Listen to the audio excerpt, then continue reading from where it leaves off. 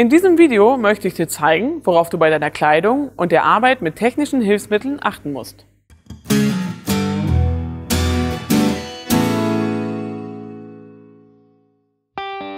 Um deine Sicherheit und die deiner Kollegen jederzeit zu gewährleisten, gibt es einige Dinge, die du berücksichtigen solltest. Denn häufig werden Risiken bei der Arbeit unterschätzt, wodurch Unfälle passieren können. Fangen wir bei deiner Arbeitskleidung an. Trage zur Arbeit immer eine lange Hose aus festem Stoff und ein langärmeliges Oberteil. So schützt du deine Haut vor scharfkantigen Gegenständen oder starker Sonneneinstrahlung. Achte darauf, dass du bei der Ernte immer auf eine wind- und wetterfeste Jacke zurückgreifen kannst, um bei einem Wetterumschwung gut geschützt zu sein. Außerdem brauchst du festes Schuhwerk. Solltest du mit Spinnen oder anderem schweren Gerät arbeiten, musst du Stahlkappenschuhe tragen. Bei der Spargelernte verbringst du viel Zeit auf dem Feld und bist der Sonne schutzlos ausgeliefert. Häufig wird die Gefahr der Sonneneinstrahlung stark unterschätzt, weil man sie vor allen Dingen an windigen Tagen kaum wahrnimmt. Deshalb ist es wichtig, dass du immer eine vernünftige Kopfbedeckung, wie zum Beispiel eine Cap, einen breitkrempigen Hut oder ein Kopftuch dabei hast.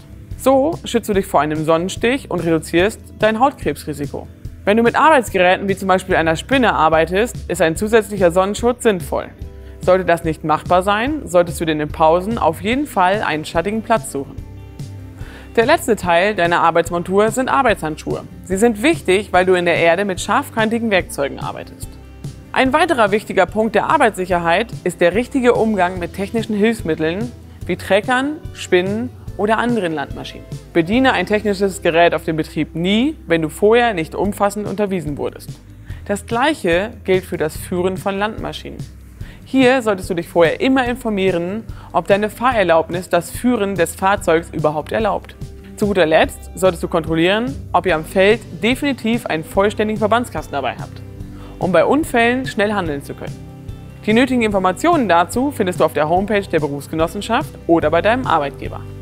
Um dich ausreichend zu schützen, solltest du also ein paar Punkte beachten. Schütze deine Haut mit Arbeitskleidung. Trage feste oder bei Bedarf Stahlkappenschuhe. Trage eine Kopfbedeckung und Arbeitshandschuhe. Lass dich vor der Bedienung von technischen Hilfsmitteln unbedingt unterweisen und achte darauf, dass du jederzeit einen Verbandskasten in der Nähe hast. Nachdem du jetzt ordentlich ausgestattet und unterwiesen bist, können wir nochmal zusammenfassen, was du auf dem Acker unbedingt benötigst.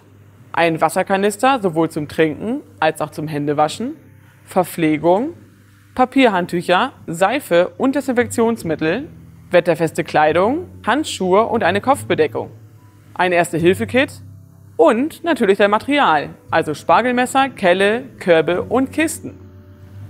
Wie du mit dem Werkzeug umgehst und worauf du dabei achten musst, zeige ich dir im nächsten Video.